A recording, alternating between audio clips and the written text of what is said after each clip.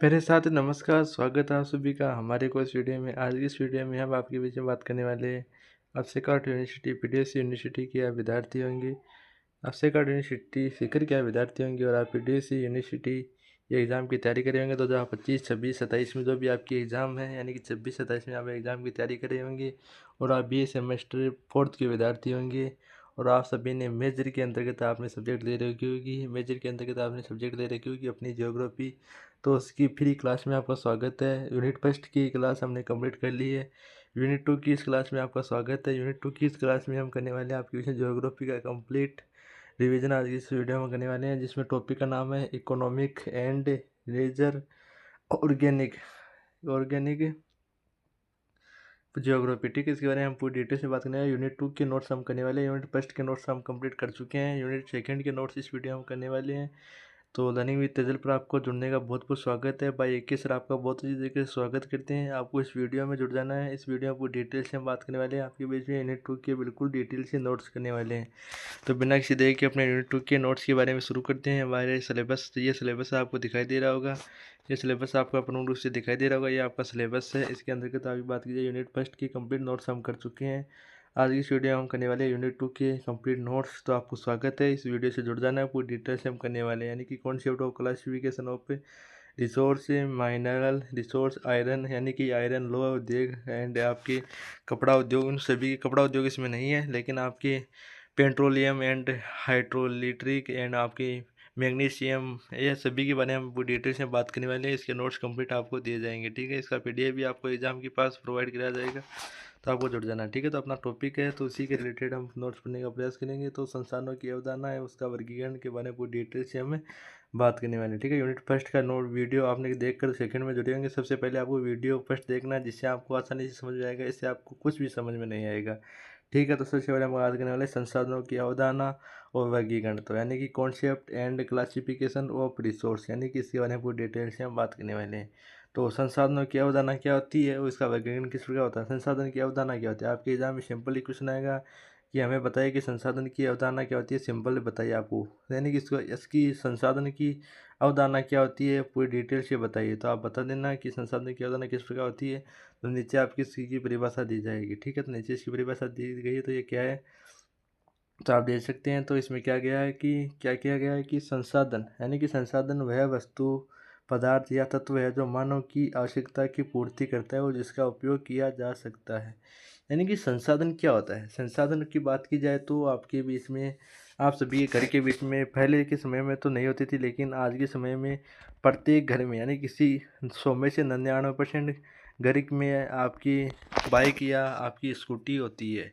Car अभी तक नहीं होती, कार लगभग 50% में होती है, लेकिन 99% लोगों के पास अभी मोटरसाइकिल की बात की जाए या आपकी स्कूटी की बात की जाए, तो मोटरसाइकिल या स्कूटी में से ज़रूर सभी के पास एक साधन तो अवश्य होता है। यानी कि संसाधन बात कीजिए, चाहे आप स्कूटी की बात कीजिए, चाहे आप मोटरसाइकिल की बात कीजिए, तो वो क्या है कि संसाधन है। तो वो क्या करे, आपकी वह वस्तु है जो आपकी आवश्यकताओं को पूर्ति करती है। यानी वो आपकी आवश्यकताओं को पूर्ति करती है। आपको कहीं पर जाना होता है, कहीं शादी में जाना पड़ता है, कहीं आप मेले में घूमने जाते हैं, तो आप उसके ऊपर सवार होकर चले जाते हैं। तो वो क्या है, आपकी आवश्यकता पूर्ति करे। अगर आपके पास वो साधन नहीं होता तो आप पैदल जाते, तो आपको समय लगता, समय की बचत होगी इसके कारण, और आपकी जो टाइम होता है उसकी बचत हो गई, और आपके जो भी पैसा है उसकी बचत हो गई। ठीक है, तो इस प्रकार आपकी बस समझिए। सरल शब्दों में बात की, यानी कि आपको फिर भी समझ में नहीं आया तो सरल शब्दों के बारे में यहाँ पर भी डिटेल से दिए गई है। ये सरल शब्द मैंने स्वयं में ऐड किए क्योंकि आपको समझ में नहीं आते। यानी जो चीज़ मानव के लिए उपयोगी हो वही संसाधन है। तो सिंपली समझा जाए तो जो मानव के लिए, आप मोटरसाइकिल को छोड़िए, आप अपने साधन को छोड़िए, आप अपनी कार को छोड़िए, आप सिंपली देखिए कि अपने घर के पास, सिंपली समझा जाए तो, आपको सरल भाषा में समझा जाए तो, आपका घर ही मान लीजिए। तो घर क्या संसाधन है आपका, तो आप क्या है, आपकी मानव के लिए उपयोगी, क्योंकि आपका घर ही नहीं होगा तो आप कहाँ पर रात को सोएंगे। तो इसलिए आपका घर भी आपके लिए उपयोगी माना जाता है प्रमुख विद्वानों के अनुसार। यानी कुछ विद्वान थे, उन्होंने कहा कि संसाधन क्या होता है, किस प्रकार होता है। उन्होंने भी अपने विचार प्रकट किए और करने भी चाहिए। तो उन्होंने विचार क्या प्रकट किया, आपके human resource are not they come, ये ऊपर वाले हैं आपके। ठीक है, तो पदार्थ संसाधन पहले से नहीं होते, यानी कि बल्कि मानव की जरूरत और ज्ञान से बनती है। तो सिंपली समझा जाए तो आपको, यानी कि आपका घर पहले से नहीं बना होता है, ठीक है, पहले आप जन्मते ही आपका घर, वैसे आपके तो बने होते, लेकिन पहले की जो पूर्वज की पीढ़ियाँ थी, उनके जन्मते ही घर नहीं बने हुए थे। मनुष्य स्वयं बना था, यानी बल्कि मानव की ज़रूरत के अनुसार, यानी कि आपको पहले मोटरसाइकिल ज़रूरत थी तो आपने पहले मोटरसाइकिल ली, बाद में आपको कार की ज़रूरत थी तो बाद में आपने कार ली। तो इसलिए मनुष्य आपकी अपनी आवश्यकता के अनुसार संसाधनों को बनाने का कार्य करता है, यानी ज्ञान से बनते हैं, यानी संसाधन मनुष्य के ज्ञान से बनते हैं। प्रमुख तत्वों की बात की जाए तो इसके संसाधन के मुख्य तत्व कौन से थे? किसी भी वस्तु को संसाधन बनाने के लिए 3 चीज़ें जरूरी है: उपयोगिता, उपयोगी होना और आपका मूल्य उपयोगिता यानी उपयोगी होना, मूल्य यानी कि आपका आर्थिक सामाजिक महत्व है, प्रौद्योगिकी यानी उपयोग करने की क्षमता भी तो होनी चाहिए। यानी कि आपने बाइक खरीद ली लेकिन वो बाइक चलती भी नहीं है, तो वो किस काम की, जो आपकी जरूरत को आवश्यकता वो पूरी नहीं करती, उसमें क्षमता ही नहीं है। ठीक है, संसाधनों की विशेषताएं बात की जाए तो आपके बीच में, तो संसाधन की विशेषताएं बात की जाए तो आपकी बीच में मानव केंद्रित होती है, यानी ह्यूमन सेंट्रेट होती है, गतिशील एंड डायनेमिक होती है, और आपकी उपयोगिता पर आधारित होती है, सीमित एंड लिमिटेड होती है, समय के साथ बदलते रहते हैं। संसाधनों का वर्गीकरण, तो हमने अवधारणा के बारे में बात कर ली। अवधारणा क्या होती है, इसकी परिभाषा क्या होती है, उसके बारे में वो डिटेल से हम बात कर चुके हैं। अब बात करने वाले आपके वजह संसाधनों की, संसाधनों का वर्गीकरण किस प्रकार होता है। वैसे अपनी आप अलग तरीके से समझ रहे थे, लेकिन अब आपको अपने मेन टॉपिक के ऊपर आना है। ठीक है, संसाधन को समझने का प्रयास कर रहा था, अब आपका मेन टॉपिक स्टार्ट हो चुका है। अब आपको सीरियस होकर पढ़ना है कि संसाधन क्या होते हैं। तो संसाधन वर्गीकरण कई आधारों पर किया था, यानी संसाधन की रियल संसाधन होता है उसकी बात करें। ठीक है, संसाधन आपका जैविक घटक है, जैविक घटक आपका पेट्रोलियम, अलग अलग आपके संसाधन होते हैं, उसके बारे में बात करने वाले हैं। 3 दिन हम बेसिक इंट्रो ले रहे थे क्योंकि आपको समझ नहीं आ रहा था, इसलिए समझाने का प्रयास आपके मेरे द्वारा किया जा रहा था। अब अपने टॉपिक की तरफ बढ़ते हैं। ठीक है, तो उत्पत्ति के आधार पर संसाधन कितने प्रकार के होते हैं, तो आप कहेंगे उत्पत्ति के आधार पर हमारे संसाधन कितने प्रकार के होते हैं, तो आप कहेंगे कि 2 प्रकार के होते हैं। जैविक संसाधन में कौन कौन से आ जाते हैं? आपकी जैविक संसाधन आ जाती है आपकी वन, पशु, मछली। ठीक है, जैविक होती है आपकी, यानी कि जीवित स्रोतों से प्राप्त होते हैं। जैविक संसाधन कौन से होते हैं? आपके पेट्रोलियम, कोयला या फिर खनिज होते हैं, जब भी आपके खनिज के अंतर्गत आपके जो भी आ जाते हैं। ठीक है, ये आपके अंतर्गत आती हैं। ठीक है, उत्पत्ति के आधार पर। ठीक है, ठीक है, तो उत्पत्ति निजी वस्तुओं से प्राप्त है, जो जीवन जिनमें संभव होता है, यानी वन है जो एक खत्म होता है दूसरा वन उग जाता है। वैसे एक पशु बीमार होकर मरता है तो दूसरा पशु पैदा होता है। इसी प्रकार एक मछली को खाने के बाद दूसरी मछली भी समुद्र में पैदा हो जाती है। यानी कि जैविक घटक वो होते हैं जो वापिस अपने पुनरुत्पादन की क्षमता रखते हैं। जैविक घटक वो होते हैं जिनकी समाप्त होने के बाद में वो कभी वापस आते ही नहीं है, यानी निजी स्रोतों से इन्हें प्राप्त किया जाता है। नवीनीकरण के आधार पर कितने प्रकार के होते हैं? तो सिंपली बात की जाए, नवीनीकरण के आधार पर कितने प्रकार के होते हैं? इंग्लिश मीडियम वाले स्टूडेंट्स छोड़ रहेंगे कि तो ओनली हिंदी में आ रहा, तो कृपया थोड़ा सा समय करें, थोड़ा सा मुझे क्षमा करिए, क्योंकि मैंने तो पहले टॉपिक जो था आपका उसमें मैंने ट्रांसलेट वाला नहीं लगाया, और भी मैंने जब क्लास लेने से पहले देखा तो PDF में ऊपर वाला फॉर्मेट ही था, नीचे वाले सभी इंग्लिश वो हिंदी में है, लेकिन थोड़ा सा ऊपर वाले 2-3 हेडिंग आपकी ओनली हिंदी के अंतर्गत। तो आपको यहाँ पर कुछ लिखे गए हैं, जैसे नवीनीकरणता के आधार, यानी कि बेस्ट ऑन है रिन्यूएबिलिटी, तो आप ये समझ सकते हैं यहाँ पर लिखा गया कुछ ही है। तो आपकी सूर्य यानी यहाँ पर सन कहते हैं इसको, और वायु को एयर कहते हैं, और जल को वाटर कहते हैं, तो आप सिंपली समझती ही होंगी। ठीक है, तो ये सभी को तो समझाने की जरूरत नहीं होती है। पेट्रोलियम को पेट्रोलियम कहते हैं, ठीक है, पेट्रोल कहते हैं इंग्लिश में, तो समझती होंगी आप सभी। तो नवीनीकरण संसाधन किसे कहते हैं? तो आपके एग्जाम में सिंपली क्वेश्चन आएगा कि नवीनीकरणीयता के आधार पर संसाधन कितने प्रकार के होते हैं, तो आप सिंपली कहेंगे 2 प्रकार के होते हैं। 2 प्रकार के कौन से होते हैं? तो पूर्ण उत्पन्न हो सकते हैं, जैसे सूर्य की, वायु, जल, ये पूर्ण प्राप्त हो सकते हैं, बिल्कुल प्राप्त हो सकते हैं। ठीक है, तो यानी कि एक रात को जब सूर्य थम जाता है तो दूसरी सुबह वह वापिस उग जाता है, इसी प्रकार उसकी प्रक्रिया चलती रहती है। तो नवीनीकरण संसाधन यानी जो पुनः उत्पन्न हो सकते हैं। अनवीनीकरण संसाधन की बात की जाए आपके बीच, अनवीनीकरण संसाधन कौन सी होती है? तो अनवीनीकरण नॉन रिन्यूएबल रिसोर्स, ये कौन सी होती है? तो आप सिंपली कहेंगे कि ये हमारी कौन सी होती है। तो थोड़ी सी क्षमा चाहता हूँ, तो डिस्टर्ब हो जाएगी क्लास। ठीक है, ठीक है, तो आगे बात करें तो आपके जो सीमित होते हैं, जल्दी समाप्त हो जाते हैं। अनवीनीकरण संसाधन वे होते हैं जो आपके जल्दी समाप्त हो जाते हैं, यानी जल्दी समाप्त हो जाते हैं। कोयला, पेट्रोल, जो आपके जो कोयला है, अभी क्या है कि अभी मेरे सामने से आप इसी दौर में इसी क्लास को देख रहे होंगे। अगर आप क्लास को परीक्षा के पास में देख रहे हैं तो 2 महीने पहले जब आपका गैस बंदी हो गई थी और लोगों में गैस की बड़ी उमंग जग रही थी, उसी प्रकार आपका कोयला और पेट्रोल भी उसमें महंगा हो रहा था। तो उसमें की बात कर रहा हूँ, तो मैं इनकी पेट्रोल की मात्रा आपकी भारत में नहीं है, पेट्रोल बहुत कम मात्रा में भारत दूसरे देशों से आयात करता है। ठीक है, आयात निर्यात क्या होता है, तो आयात की बात की जाए तो ये भी आपको समझ आता हूँ आयात क्या होता है। आयात क्या होता है, आयात यानी हम दूसरे से खरीदते हैं। ठीक है, नहीं अपना अब अपना भारत दूसरे देश से जैसे पेट्रोल खरीदता है तो वह आयात होता है। वैसे उसी प्रकार भारत के पास चावल जाता है, चावल बेचता है, तो ये क्या होता है, निर्यात। ठीक है, ये आपको याद रखना है। यानी कि जिस वस्तु का हम खुद खरीदते हैं उसे आयात कहते हैं, और जिस वस्तु को हम बेचते हैं उसे निर्यात कहते हैं। तो ये आपको सिंपली याद रखना है। अब स्वामित्व के आधार पर हम बात करें, पेट्रोल समाप्त हो सकता है। पेट्रोल समाप्त हो गया तो इसलिए आप हमारे यहाँ पर पहले 105 लीटर का पेट्रोल मिलता था, लेकिन जब महंगा हुआ तो 115 का हो गया, लेकिन अभी वापस कम हो गया है। ठीक है, व्यक्तिगत संसाधन के आधार पर, यानी व्यक्तिगत के स्वामित्व में घर जमीन, स्वामित्व के आधार पर कितने प्रकार का होता है, आपका 4 प्रकार का होता है। ठीक है, तो सिंपली आपको देख लेना, सिंपली देख लेना है। ठीक है, ओके। स्वामित्व के आधार पर देखते हैं हम। स्वामित्व यानी व्यक्ति के स्वामित्व के आधार पर, यानी व्यक्ति के संसाधन, यानी व्यक्ति के स्वामित्व। जैसे व्यक्ति के स्वामित्व में उसका घर होता है, जमीन होता है, तो ये उसका व्यक्ति के स्वामित्व संसाधन होती है। मैंने संसाधन की मैंने बात की थी ना, तो आपको समझ सकते हैं। समुदाय, समुदाय उसमें पूरा समाज का होता है, यानी कि इसमें पार्क भी होता है, आपका तालाब हो सकता है। आप यहाँ पर आप ले सकते हैं, पंचायत ले सकते हैं। ठीक है, पंचायत भी ले सकते हैं। यहाँ पर आप ले सकते हैं, तलाई भी ले सकते हैं, मारवाड़ी में तलाई भी कहते हैं। और आप इसको कुछ भी कह सकते हैं, यानी कि आपका सामुदायिक होता है, उसे पूरे समाज का अधिकार होता है। राष्ट्रीय संसाधन की बात की जाए, राष्ट्रीय संसाधन कौन से आते हैं, नेशनल, जिनमें से आपका आता है खनिज आता है, नदियाँ आती है, झीलें आती है आपकी, या आपकी प्रमुख रूप से आती है। आपको याद रखना है। अंतर्राष्ट्रीय संसाधन की बात की जाए, तो अंतर्राष्ट्रीय संसाधन की बात की जाए आपके बीच में, तो किसी एक देश के अधिकार में नहीं होता है। जैसे महासागर, महासागर किसी एक देश के अधिकार में नहीं होता है। ये 200 नेटिकल मील्स के बाहर होता है।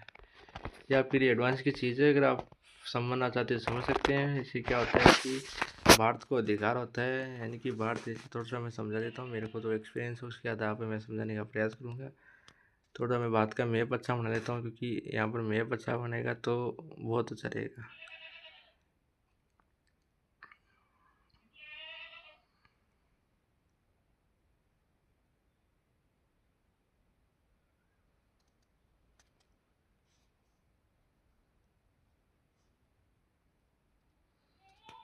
ये आपको भारत का मैप है, सिंपली आपको समझना है। वैसे आपको समझ में नहीं आया होगा तो इसके लिए थोड़ा सा समझ आता हूँ, क्योंकि मेरे को ऐसा ही बनाना आता है। ठीक है, तो ये आपको, ये चल तो रहा है क्या, ये चलेगा। ठीक है, ये नहीं ये चलेगा। ठीक है, तो भारत का क्या है, नीचे वाला क्षेत्र है, यहाँ पर इतना क्षेत्र है, यहाँ पर क्या है कि बहुत ज़्यादा मात्रा में जल है। यानी कि यहाँ पर महासागर आपका, अरब सागर आपका यहाँ पर है। यहाँ पर आपका अरब सागर है, यहाँ पर आपका बंगाल की खाड़ी है, आपकी बंगाल सागर है। ठीक है, बंगाल सागर है।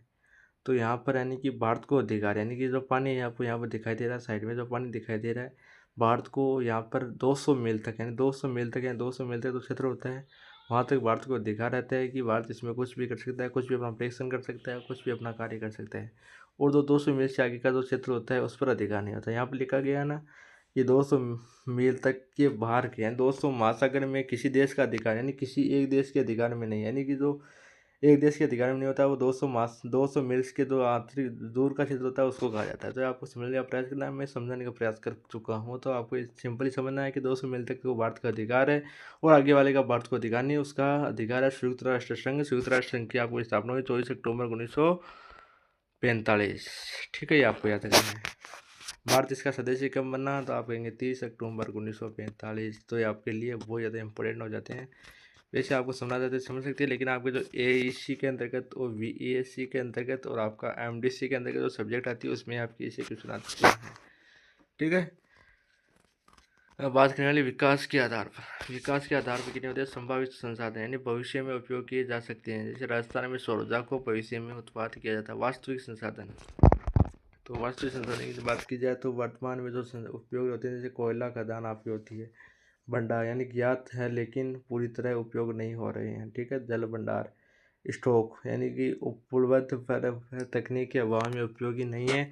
उदाहरण हाइड्रोजन ऊर्जा, ये आपको सिंपली याद करनी है। ठीक है, तो वितरण के बारे में बात कर लेते हैं थोड़ा सा, तो ये आपका कंप्लीट हो जाता है। यहाँ पर वितरण के आधार पर, तो वितरण के आधार पर एक आपको होता है सर्वव्यापी संसाधन। ठीक है, तो ये हर जगह उपलब्ध होती है। जैसे वायु हर जगह उपलब्ध होती है, यानी कि हर जगह उपलब्ध होती है। यानी कि प्राप्त हो जाती है, आपकी हर जगह प्राप्त हो जाती है वायु, ठीक है। तो यह वितरण के आधार पर एक स्थानीय यानी कुछ स्थानों पर उपलब्ध होती है, जैसे खनिज आप कुछ ही स्थानों पर प्राप्त हो पाते हैं, ठीक है। एंड संसाधनों का महत्व, तो मानव जीवन की मूलभूत आवश्यकताओं की पूर्ति, आर्थिक विकास का आधार, औद्योगिक विकास में सहायक, जीवन स्तर में सुधार, ये आपकी सिंपली मानी जाती हैं। संसाधनों का संरक्षण आवश्यकता करनी चाहिए, इनका अत्यधिक उपयोग से समाप्त हो सकते हैं। पूर्ण चक्रण, सतत विकास, ठीक है, ये आपके हो गए हैं। यूनिट 2 के बारे में चलते हैं, और यहाँ पर इंग्लिश वाले स्टूडेंट भी हैप्पी हो जाएंगे, क्योंकि हैप्पी तो होना जरूरी होता है। खनिज संसाधन के बारे में पूरी डिटेल से हम बात करने वाले हैं। तो सिंपली आपको जुड़ जाना है अपने छोटे से परिवार, अपने लर्निंग विद तेजल पर जुड़ जाना है। तो खनिज संसाधन के बारे में पूरी डिटेल से हम बात करेंगे। ये आपका पूरा हिंदी के अंतर्गत है, नीचे आपका इंग्लिश के अंतर्गत भी दिया गया है। तो खनिज संसाधन क्या होते हैं? तो वे प्राकृतिक पदार्थ होते हैं जो पृथ्वी की सतह या उसके अंदर पाए जाते हैं, यानी कि वे प्रकृति से प्राप्त। प्रकृति का मतलब होता है प्रकृति से प्राप्त, जो पृथ्वी की सतह या उसके अंदर पाए जाते हैं, और जिनका उपयोग मानव अपनी आवश्यकताओं की पूर्ति के लिए करता है।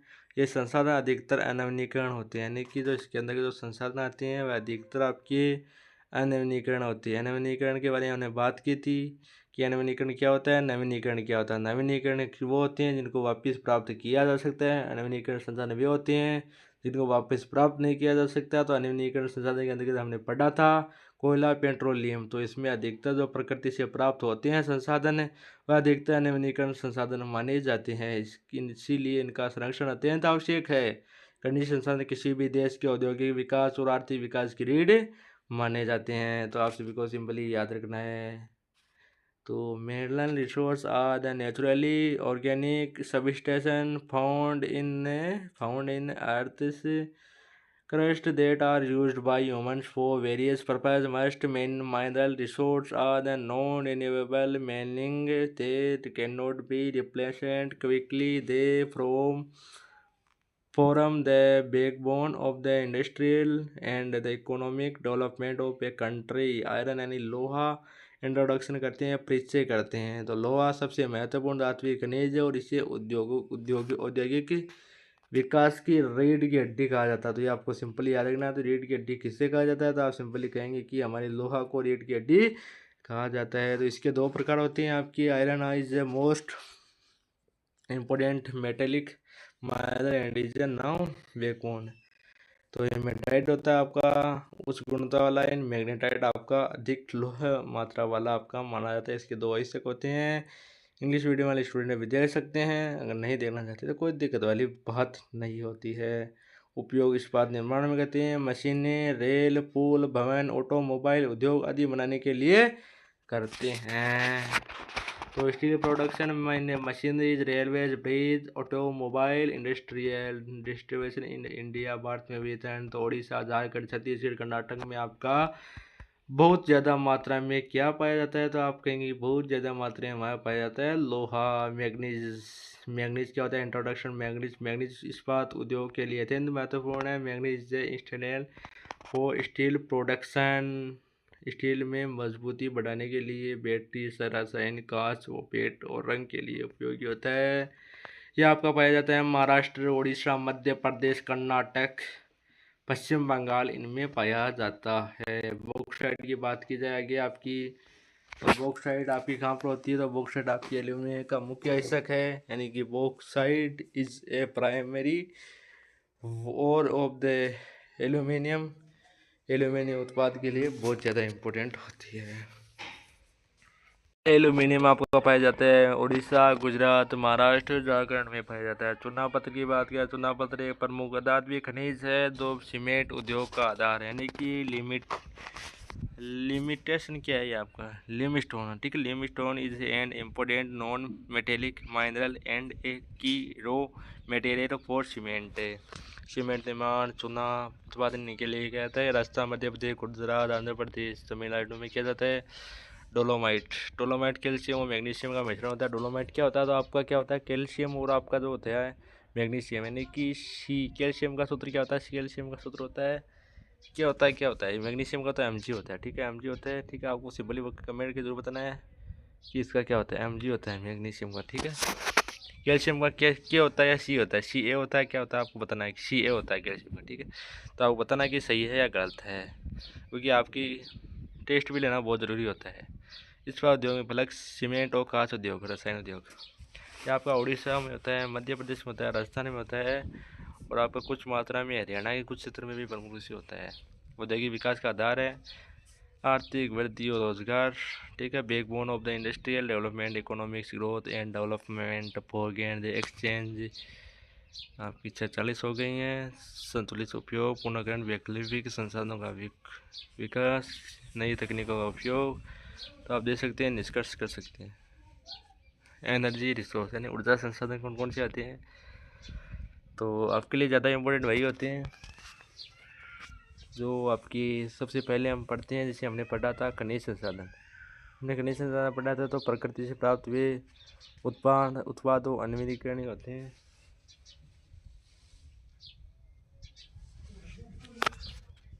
आगे बात कर लेते हैं आपके ऊर्जा संसाधन के बारे में, डिटेल से बात करने वाले हैं, ठीक है। तो टाइम ज़्यादा लगा तो क्लास को खींच के लेते हैं, टाइम हो रहा है क्लास का 20 मिनट हो गई, अभी अब तक हमने कुछ नहीं समझा है। तो ऊर्जा संसाधन वे संसाधन होते हैं जिनसे हमें ऊर्जा प्राप्त होती है, जिनका उपयोग विभिन्न कार्य जैसे उद्योग, परिवहन, बिजली उत्पाद आदि में करते हैं। आधुनिक जीवन ऊर्जा के बिना संभव नहीं है, ऊर्जा बिना आप पढ़ भी नहीं सकते, आप एग्जाम भी देकर नहीं आ सकते। आप में ऊर्जा है तभी 3 घंटे एग्जाम में बैठे रहते हैं, और आप 3 घंटे नहीं बैठे रहते, आप में ऊर्जा नहीं है। मैं सही कह रहा हूँ, आप में ऊर्जा है ही नहीं। आप 2 घंटे पेपर देकर खड़े हो जाते हैं, आप में ऊर्जा नहीं है। तो आप में ऊर्जा को उत्पन्न करना चाहिए, और आपको 3 घंटे तक एग्जाम में बैठे रहना चाहिए, और पूरा पेपर सही तरीके से 100% करके आना चाहिए, तभी आपकी एग्जाम पास होगी। आप 2 घंटे पेपर देकर आ जाते हो, बाद में कहते हैं कि सर हमारा पेपर पास नहीं हुआ। पेपर पास क्या सर कराएंगे कि आपको? आप खुद 2 घंटे में पेपर देकर आ जाते तो आपका पेपर पास कहाँ से होगा? आपको लगभग पूरे 3 घंटे तक परीक्षा देकर आनी चाहिए, तभी आपका पेपर पास होगा, वरना आपका पेपर पास नहीं हो पाएगा। तो इसलिए आपको ऊर्जा लेनी है, और 3 घंटे तक आपको एग्जाम देने कर आने का प्रयास करना है। तो एनर्जी, ये आपको इंग्लिश मीडियम वाले स्टूडेंट पढ़ेंगे, यहाँ पे एनर्जी गोल इज, तो पढ़ सकते हैं आप यहाँ पर, तो पढ़ लेना, ठीक है। तो इतना टाइम नहीं है कि हिंदी और इंग्लिश दोनों को रीड किया जाए, हिंदी मीडियम वाले स्टूडेंट ज़्यादा है, तो इसलिए इनका प्रयास ज़्यादा करना चाहिए। तो कोयला एक प्रमुख अनवीकरण ऊर्जा संसाधन होते हैं, यानी कि इसको वापस प्राप्त नहीं किया जा सकता, जो प्राचीन वस्तुओं के अवशेष से प्राप्त होता है, जो प्राचीन आपकी जो दुनिया उथल पुथल हुई थी तो उनसे प्राप्त होता है, इसे काला सोना भी कहा जाता है, ठीक है। ठीक है, तो इंग्लिश मीडियम वाले स्टूडेंट भी देख सकते हैं। तो इनके लिए एंथ्रोसाइड, इसकी जो प्रमुख गुणवत्ता होती है, तो आपका एंथ्रोसाइड का सबसे गुणवत्ता वाला होता है, उससे नीचे आपका सबसे अधिक बिटुमिनस होता है, और निम्न गुणवत्ता वाला आपका इंग्लैंड होता है। तीनों आपको याद रखने हैं, ठीक है। तो ये आपको इंग्लिश मीडियम वाले स्टूडेंट भी देख सकते हैं यहाँ पर। तो उपयोग इन्हें बिजली उत्पादन के लिए किया जाता है, इस्पात उद्योग के लिए इसका किया जाता है, सीमेंट उद्योग और रसायन उद्योग के लिए जाता है। भारत में वितरण कहाँ पर है, तो भारत में इसका झारखंड के अंतर्गत है आपका। झारखंड में झरिया और बोकारो में आपका कोयला बहुत ज़्यादा बड़ी मात्रा में पाया जाता है। उड़ीसा की बात की जाए, उड़ीसा में आपका लालचर है, और छत्तीसगढ़ में आपका कोरबा है, और आपके पश्चिम बंगाल में रानीगंज में यहाँ पर है। तो आपको ये तीनों याद रखने, आपके एग्जाम में क्वेश्चन आ सकता है। तो इसके जो एडवांटेज है, इसके जो लाभ है, तो इससे सस्ता होता है और आसानी से उपलब्ध होता है, प्रदूषण फैलाता है और CO2 उत्सर्जन करता है, ठीक है। तो ये आप इसके जो प्रॉफिट लॉस है, तो प्रॉफिट लॉस दे सकते हैं, ठीक है। पेट्रोलियम आपका एक तरल जीवाश्म ईंधन है, जिसे काला सोना कहा जाता है।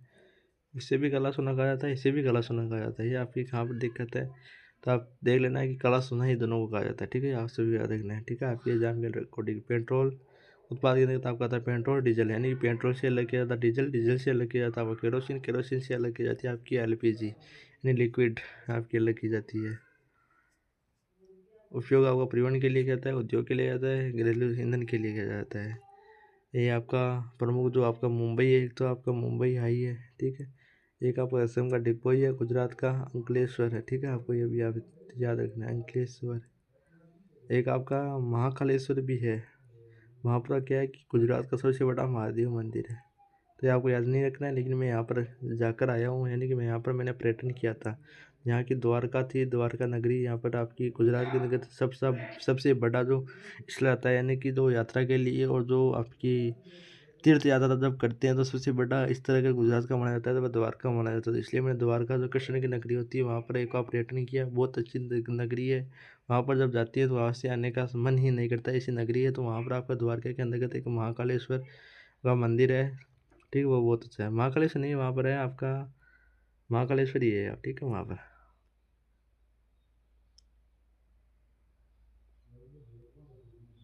ठीक, द्वारका वाला आपका महाकालेश्वर नहीं, वहाँ पर ओंकारेश्वर आपको याद रखना ठीक है। तो मेरे को वो नाम याद रखने में थोड़ी दिक्कत हुई ठीक है। ओंकारेश्वर आपको याद रखना है ठीक है। तो इसके लिमिटेड तो इसके लाभ वो देख सकते हैं आप ठीक है। जल विद्युत के बारे में बात करें, जल विद्युत ऊर्जा जल के प्रवाह से उत्पन्न की जाती है। ये एक नवीनीकरण ऊर्जा स्रोत होती है, जैसे hydroelectric power is generated from the flowing water and is renewable energy source. कार्यप्रणाली की बात की जाए तो बांध बनाकर पानी को रोका जाता है, टरबाइन घुमाकर बिजली उत्पन्न की जाती है। यूजेज यानी कि उपयोग इसका बिजली उत्पादन में किया जाता है, सिंचाई में किया जाता है, बाढ़ नियंत्रण में किया जाता है। तो हिमालय नदियाँ, गंगा, ब्रह्मपुत्र प्रमुख परियोजनाएं, बागड़ा, नांगल, ठीर ठीक है। तो इसके एडवांटेज है, अगर आप करना चाहते तो कर सकते हैं, आपके लिए इम्पोर्टेंट नहीं होती है ज़्यादा। अब बात करने वाले हैं आपके बीच में, हम करने वाले हैं बात आपके बीच में इसका निष्कर्ष अगर करना चाहते तो कर सकते हैं। तो निष्कर्ष हम नहीं करेंगे, सबसे पहले हम करेंगे संसाधन संरक्षण। तो आपके एग्जाम में क्वेश्चन आ सकता है कि संसाधन संरक्षण क्या होता है, सिंपली बताइए, यानी फुल डिटेल से बताइए, तो आपके लिए सफिशिएंट होगा ठीक है।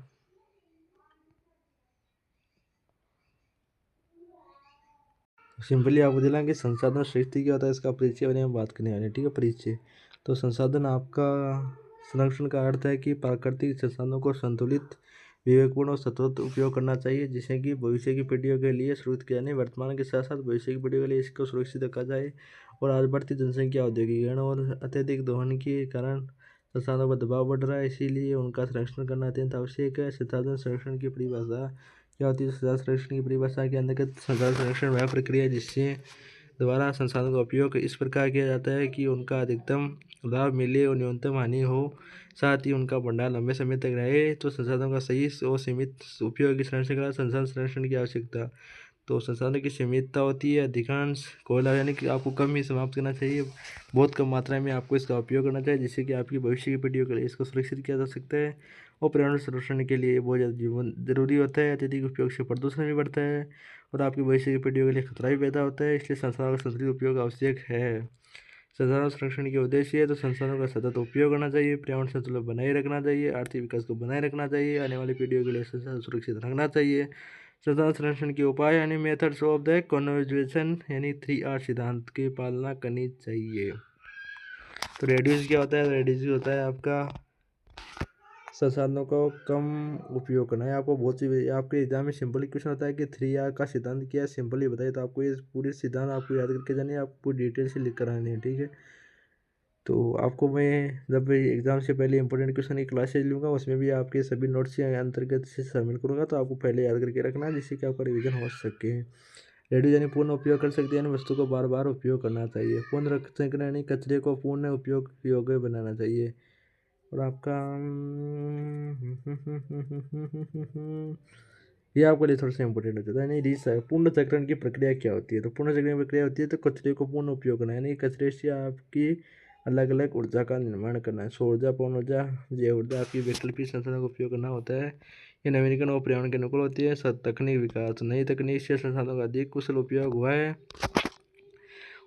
ऊर्जा की बचत हुई है, कानून और नीतियाँ सरकार द्वारा नियम और योजनाएं हुई है, जिससे वन संरक्षण कानून, जल संरक्षण अभियान। आपकी संसाधन संरक्षण के प्रकार कौन से, वन संरक्षण यानी पेड़ लगाना, वनों की कटाई रोकना, जल संरक्षण यानी वर्षा जल संचय, यानी कि आपकी जो होती हैं, यानी कि आपकी भी घर में जो टाँका या आप कहते हैं उसको होद कहते हैं, टाँका या होद कह सकते हैं, उसको कह सकते हैं ठीक है। लांपा ठीक है, इनको कह सकते हैं। और वर्षा जल संचय करके बाद में उसकी खेत में सिंचाई करना होता है ठीक है। तो यह सभी को याद रखना है। वो ऊर्जा, मृदा संसाधन, मृदा संसाधन की बात की जाए, मृदा संसाधन क्या होता है, मृदा संसाधन कटाव रोकना होता है, यानी कि फसल संरक्षण अपनाना चाहिए ठीक है, फसल चक्र अपनाना चाहिए। ऊर्जा संरक्षण यानी बिजली की बचत करना चाहिए, नवीनीकरण ऊर्जा का उपयोग करना चाहिए। सतत विकास क्या होता है, इसी विकास और वर्तमान पीढ़ी की आवश्यकता को पूरा करके भविष्य की पीढ़ी के लिए संसाधन सुरक्षित रखता है। संसाधन संरक्षण के लाभ, संसाधनों का दीर्घकालीन उपयोग, पर्यावरण संतुलन बना रहता है और प्रदूषण में कमी होती है। चुनौतियाँ नहीं करेंगे, निष्कर्ष नहीं करेंगे, विश्व ऊर्जा संगठन करेगी ठीक है। तो ये आपके लिए इम्पोर्टेंट है, तो वही इम्पोर्टेंट हम करते हैं, जो इम्पोर्टेंट नहीं है आपके लिए उनको इम्पोर्टेंट हम नहीं करते हैं। तो वैसे इम्पोर्टेंट है क्या, निष्कर्ष से जो ऊपर आपने पढ़ा है वही निष्कर्ष में आता है। विश्व ऊर्जा संगठन का अर्ज किया तो ऊर्जा संसाधनों की कमी, असूनित वितरण और बढ़ती मांग के कारण ऊर्जा उत्पन्न समस्या आई है। आज के समय में ऊर्जा हर क्षेत्र में उद्योग, परिवहन, कृषि और घरेलू उपयोग की मूल आवश्यकता बन चुकी है। तो the world energy series refers to the shortage and the imbalances of the energy resource due to the rising demand and limitation. ऊर्जा संगठन के कारण तो बढ़ती जनसंख्या बढ़ने से ऊर्जा की मांग बढ़ी है, यानी rapid population growth increase energy demand significantly. औद्योगिकरण यानी कि इंडस्ट्रियलाइजेशन से तो आपका उद्योगों के विस्तार से ऊर्जा की खपत बहुत बड़ी है और जीवाश्म ईंधनों पर निर्भरता यानी कोयला, पेट्रोलियम, गैस से सीमित है, वो तेजी से समाप्त हो रही हैं। असमान वितरण यानी कि ऊर्जा संसाधन सभी देशों में समान रूप से उपलब्ध नहीं है। ऊर्जा का उपयोग यानी अनावश्यक उपयोग और खराब तकनीक से ऊर्जा की बर्बादी होती है। राजनीतिक और आर्थिक अर्थ, युद्ध, राजनीतिक अस्थिरता और तेल कीमतों में उतार चढ़ाव को संकट बढ़ाते हैं। ऊर्जा संकट के प्रभाव तो औद्योगिक उत्पादन में वृद्धि, महंगाई में वृद्धि, आर्थिक विकास में बाधा। ऊर्जा की कमी से जीवन स्तर प्रभावित होता है, पर्यावरण प्रदूषण और जलवायु परिवर्तन होता है। ऊर्जा संगठन के उदाहरण तो 1970 का तेल संकट और पेग देशों द्वारा तेल आपूर्ति घटाने में विश्व में ऊर्जा संकट उत्पन्न किया जाता है। ऊर्जा संगठन के समाधान किया तो इसके समाधान किया जिनसे बचा जा सकता है। तो वैकल्पिक ऊर्जा सौर ऊर्जा यानी कि सूर्य से प्राप्त ऊर्जा को सुरक्षित रखना चाहिए। पवन ऊर्जा को प्राप्त सुरक्षित रहना चाहिए। पवन ऊर्जा आपकी कौन सी होती है? पवन ऊर्जा की तो आपकी जो खंभे लगे होते हैं, जैसे आप शिखर के विद्यार्थी होंगे तो ठीक है, तो शिखर वाले पढ़ रहे होंगे, मेरे राजस्थान के वो विद्यार्थी नहीं पढ़े, तो आपके हर्ष पर्वत है तो हर्ष पर्वत में आपकी जो आपके लगे होते हैं, जो पंखे लगे होते हैं, वह क्या करते हैं? आपकी पवन ऊर्जा का निर्माण करते हैं। सौर ऊर्जा तो सूर्य से प्राप्त होती है। जल विद्युत योजना जो आपकी जल से प्राप्त होती है, तो ये आपको याद रखना है। तो नवीनीकरण होते हैं। अभी पिछले कुछ समय में यानी कि ऐसे 2 दिन पहले आपकी अरावली पर्वतमाला यानी कि हर्ष पर्वत में आपकी आग लग गई थी, ठीक है, आपको याद रखना है। तो हर्ष पर्वत की मैं बात कर रहा हूँ। तकनीक तो आपके तकनीक विकास के आधार पर इस नई तकनीक से इन्हें बनाया जा सकता है। ऊर्जा विविधीकरण तो ये केवल एक स्रोत पर निर्भर नहीं रहकर कई स्रोतों का उपयोग करता है। जन जागरूकता यानी लोगों को ऊर्जा बचाने के लिए जागरूक करना जरूरी होता है। भारत में ऊर्जा संकट, भारत में ऊर्जा की मांग तेजी से बढ़ रही है। कोयला और पेट्रोलियम पर निर्भरता और बिजली की कमी, ग्रामीण क्षेत्रों में ऊर्जा की समस्या, सतत और ऊर्जा विकास संतुलित विकास करना, ऊर्जा संकट से निपटने के उपाय। तो ऊर्जा संकट निपटने के लिए नवीनीकरण ऊर्जा को बढ़ावा दिया जाए, यानी कि आपके नवीनीकरण के अंतर्गत इसको बढ़ावा दिया जाए, जैसे आपकी पवन ऊर्जा है और आपके सौर ऊर्जा इनको बढ़ा देना चाहिए। ऊर्जा दक्षता बढ़ाना, अंतर्राष्ट्रीय सहयोग करना, हरित तकनीक यानी ग्रीन टेक्नोलॉजी को बढ़ाना चाहिए। ठीक है, तो उम्मीद करते हैं आज की क्लास आपको अच्छी तरीके से समझ में आएगी। तो आपको इस वीडियो को लाइक शेयर कमेंट करके जरूर बताना क्लास कैसी लगी। थोड़ा सा वेट करिए, मैं आपको कुछ एडिशनल जानकारी देने का प्रयास करूँगा। ठीक है, तो आपकी ये क्लास पूरी होगी कंप्लीट। यूनिट 2 तक कंप्लीट कर लिया। नेक्स्ट क्लास आपकी यूनिट 3 की होगी। यूनिट 3 की आपकी क्लास होगी नेक्स्ट क्लास। तो नेक्स्ट क्लास में आपको जुड़ना है। नेक्स्ट क्लास आपकी यूनिट 3 की होगी, उसमें आपको जरूर जुड़ना है, जिससे आपको एक अच्छी क्लास आपको मिलेगी। और अपना व्हाट्सएप चैनल जो भी आपकी टेलीग्राम चैनल उनको भी मैं प्रयास उसे दिखाने का प्रयास करूँगा। 40 पेज के आपके नोट्स हो चुके हैं। यूनिट फर्स्ट के नोट्स कर चुके हैं, यूनिट सेकंड के नोट्स हम कर चुके हैं। तो इस प्रकार हमने यूनिट फर्स्ट सेकंड के कर लिए। यूनिट 6 थर्ड की अभी हम करेंगे जल्दी। आपके बीच में वीडियो मिल जाएगा।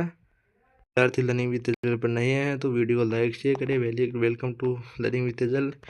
और ये आपका व्हाट्सएप नंबर है, यहाँ पर कोई भी आपका डाउट हो तो शेयर कर सकते हैं। यहाँ पर आपका फेसबुक चैनल, इंस्टाग्राम चैनल, आपके सभी चैनल इनको फॉलो कर सकते हैं। और टेलीग्राम पर आप जो सर्च करेंगे तो आपको लर्निंग विद तेजल सर्च करेंगे, आपको यहाँ पर इसका PDF मिल जाएगा। ठीक है, तो उम्मीद है आप सभी यहाँ पर जुड़ेंगे, जिससे आपको एक अच्छी तारीफ मिलेगी। और आप लर्निंग विद तेजल पर ज़्यादा से ज़्यादा लाइक शेयर करेंगे तो आपका स्वागत है। अपने छोटे से परिवार लर्निंग विद तेजल के डायरेक्ट तरीके सर के द्वारा आपका स्वागत किया जाता है। आपको वीडियो लाइक करना है, कमेंट करना है, जरूर कमेंट करके जो बताना है वीडियो कैसा लगा है आपको, नेक्स्ट वीडियो में आपको कौन सी सब्जेक्ट पढ़ना है। तो भी थे क्या सभी ऐसा कमेंट करके आप सभी डाउट क्लियर करेंगे। तो अपना व्हाट्सएप चैनल भी आपको दिखाने देते हैं। आपका व्हाट्सएप चैनल है, यहाँ पर आप देख सकते हैं। तो आपको यहाँ पर भी जुड़ जाना है। तो उम्मीद करते हैं आज का वीडियो आपको सही तरीके से समझ आएगा। वीडियो को ज़्यादा से ज़्यादा लाइक करना है, कमेंट करना है और बताना है कि नेक्स्ट वीडियो को आज की वीडियो होता है। मिलते हैं अच्छी वीडियो में अच्छी डेडिकेशन के साथ। तब तक के लिए जय हिंद, जय भारत साथियों।